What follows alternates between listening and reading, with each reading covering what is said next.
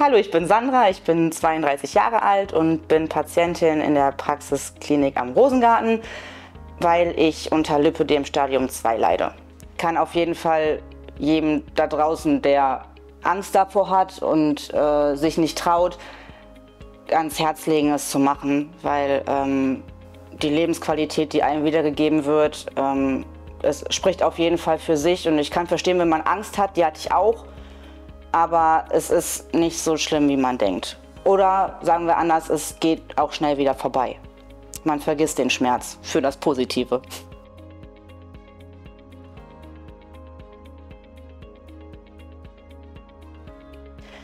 Also ich habe, glaube ich, schon länger das Problem gehabt, also seit 2018 weiß ich es, aber meine Beine haben sich irgendwie schon so, ich kann jetzt nicht sagen im Teenie-Alter, das nicht, aber so mit 20, 23 hat mein Körper irgendwie schon angefangen, sich zu verändern. Ich war auch diese typische mal abnehmen, zunehmen, aber an den Beinen hat sich halt irgendwann nicht mehr viel getan und war auch immer sehr berührungsempfindlich da und ja, schnell blaue Flecke. Und dann habe ich 2018 hatte ich meine Pille abgesetzt, hatte dann ja eine hormonelle Umstellung und habe ja innerhalb von knapp 2 Wochen nicht mehr in diverse Jeans von mir gepasst und habe dann gedacht, okay, jetzt gehe ich mal zum Arzt, der soll mal auf die Ursache gehen. Ich habe gar nicht mit Lipödem gerechnet, also ich habe mich vorher mit dem Thema gar nicht auseinandergesetzt, kannte das auch so gar nicht. Und dann hatte mein Hausarzt, der mich Gott sei Dank schnell sehr ernst genommen hat, ins Krankenhaus geschickt und da haben die dann diverse Untersuchungen mit mir durchgeführt und der Arzt hatte mir das dann gesagt, also eher um die Ohren geknallt. Der war jetzt nicht so empathisch und danach habe ich mich damit auseinandergesetzt und ja, also Welt zusammengebrochen vielleicht in dem Moment erstmal übertrieben gesagt, aber es war schon ein Schock, auf jeden Fall, ja.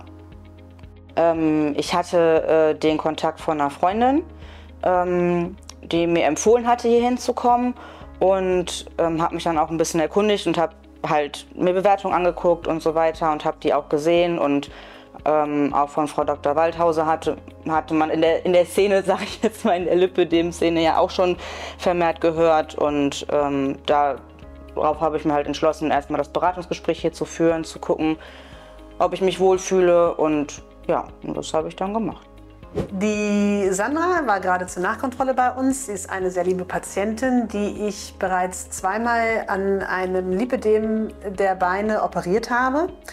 Sie kam letztes Jahr zu uns auf Empfehlung und besprach mit mir das Thema Lipödem, unter dem sie halt schon seit längerer Zeit leidet. Sie hat ein Stadium 2 Typ 4. Das bedeutet, dass die Arme auch mit betroffen sind. Bis zum heutigen Tag haben wir die Unterschenkel und die Oberschenkel inklusive Gesäß und Flanken zirkulär abgesaugt. Also ich war vorher schon mal in einer anderen Klinik, wo ich mich nicht so wohl gefühlt habe. Und als ich hier ankam, also ich finde halt, man fühlt sich einfach wohl, wenn man bei euch reinkommt. Und Frau Dr. Waldhauser war halt auch ist sehr empathisch und konnte sich da halt sehr reinfühlen und das war für mich halt sehr sympathisch und ich habe mich einfach direkt gut aufgehoben, verstanden und wohlgefühlt. Genau, wir haben uns entschieden, die OPs in mehreren Schnitten mit größeren auseinanderstehenden Zeitabschnitten zu machen. Erst hatten wir überlegt, die erste OP im Februar, die zweite im Mai und die dritte im August zu machen, aber da wir im September heiraten wollten, haben wir gesagt, also hatte auch Frau Dr. Waldhauser gesagt, sonst machen Sie erstmal langsam und nach Ihrem Tempo, weil falls Sie dann noch nicht fit sind für die Hochzeit, dann ist auch keinem geholfen.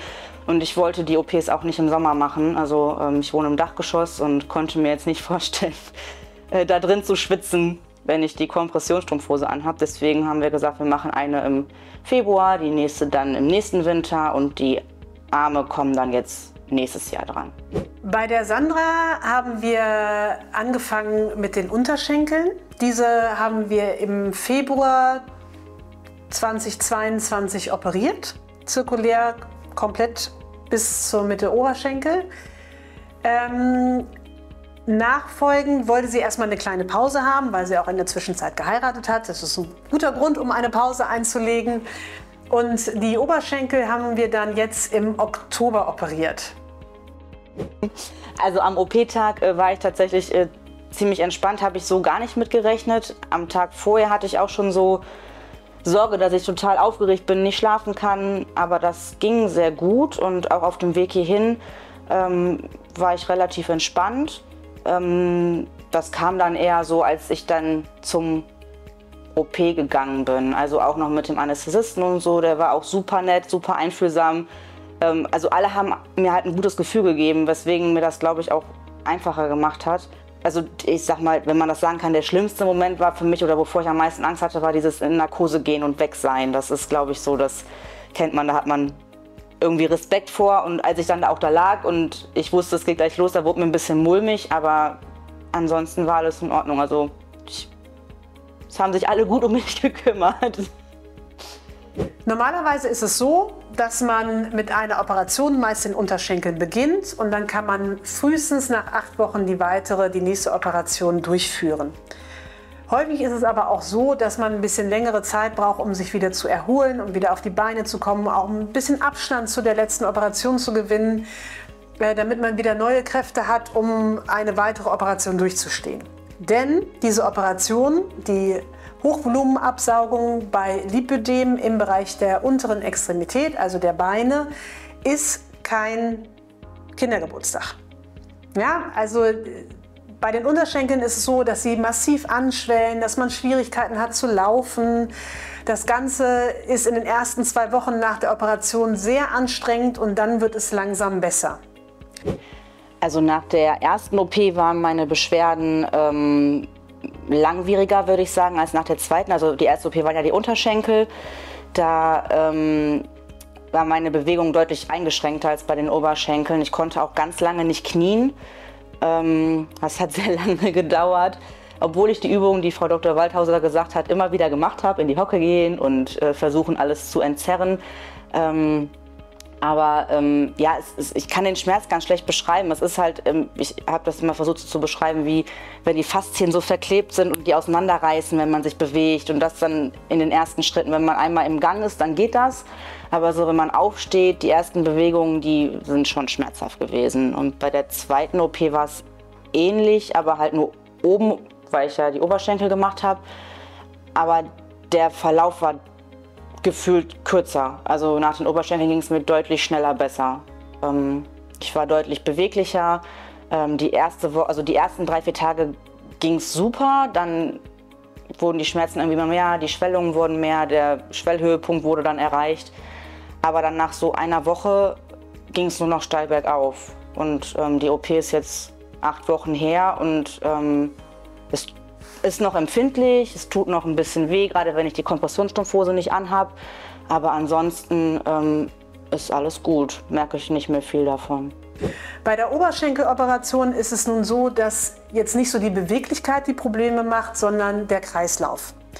Aufgrund der großen Wundfläche und des hohen Volumenverlustes, den ihr durch die Operation erleidet, kann der Kreislauf verrückt spielen.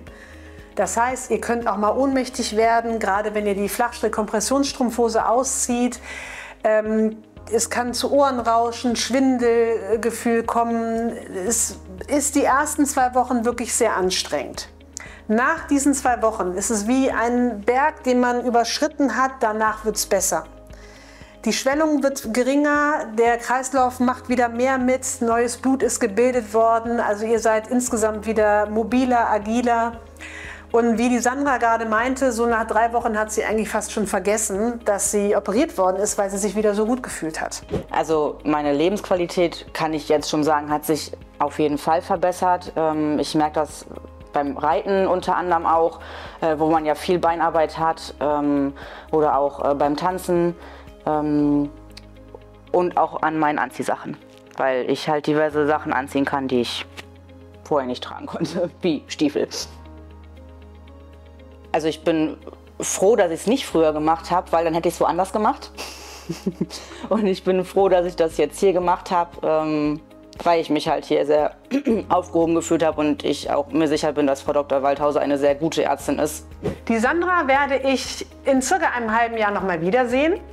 Da werden wir uns den Befund ihrer Beine noch mal anschauen und die nächste Operation, nämlich die zirkuläre Absaugung der Arme, planen.